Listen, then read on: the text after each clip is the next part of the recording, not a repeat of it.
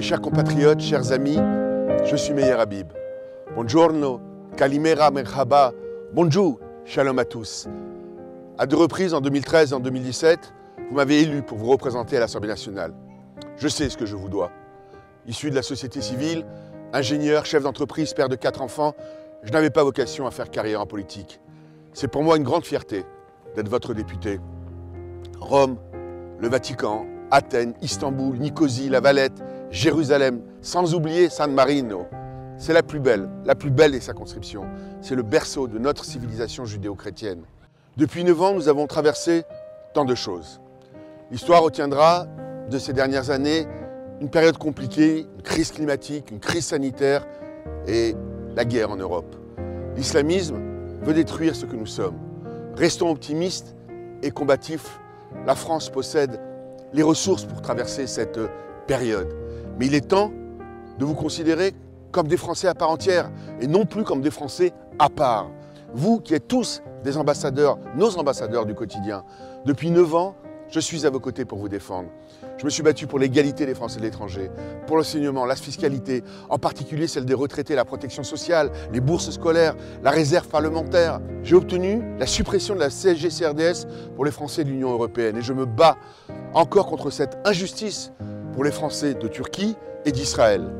Il y a aussi l'équivalence des diplômes, la dématérialisation des certificats de vie, la conversion des permis de conduire. J'ai été à vos côtés pendant la crise sanitaire, des mois de mobilisation et d'échanges qui ont renforcé nos liens. J'ai été très sensible à tous vos messages. J'ai été le premier à demander d'ailleurs à ce que vos vaccins soient convertis en pass sanitaire européen et ça vous a permis finalement de voyager et de retrouver vos proches. Je me suis battu avec acharnement contre le terrorisme, le djihadisme et toutes les formes de racisme. J'ai initié et présidé la commission d'enquête sur le meurtre barbare et antisémite de Sarah Halimi.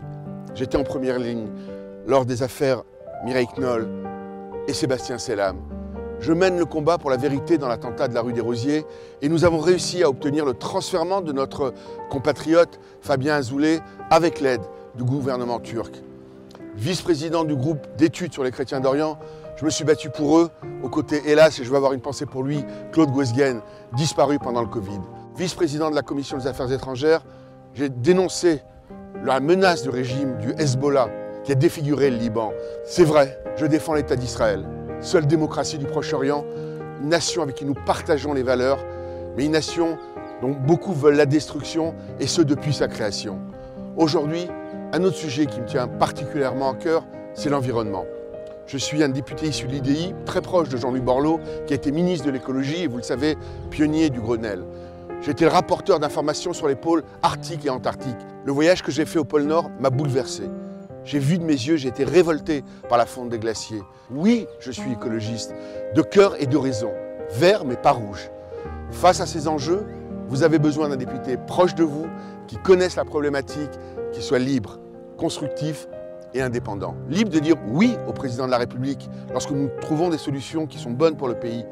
Libre de dire non à sa majorité ou à son gouvernement lorsque vos intérêts sont menacés. Ma candidature, c'est 9 ans d'expérience, élu à 2 reprises à contre-courant.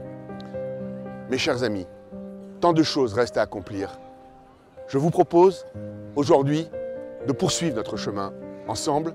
Nous sommes une équipe, nous sommes nombreux, avec évidemment mon suppléant Alexandre Bézardin, vice-président de l'Assemblée des Français de l'étranger, et puis aussi le soutien de la grande majorité des 29 élus de notre circonscription. Je suis le candidat de la droite républicaine et du centre. Je suis candidat aujourd'hui à ma réélection. Pour moi, la vie politique, c'est rester soi-même. C'est garder son identité, ses racines et s'engager. J'ai la conviction que la France se trouve à un carrefour de son histoire. Alors je compte sur vous pour faire triompher nos valeurs de liberté, d'égalité, de fraternité. Vive la République et vive la France!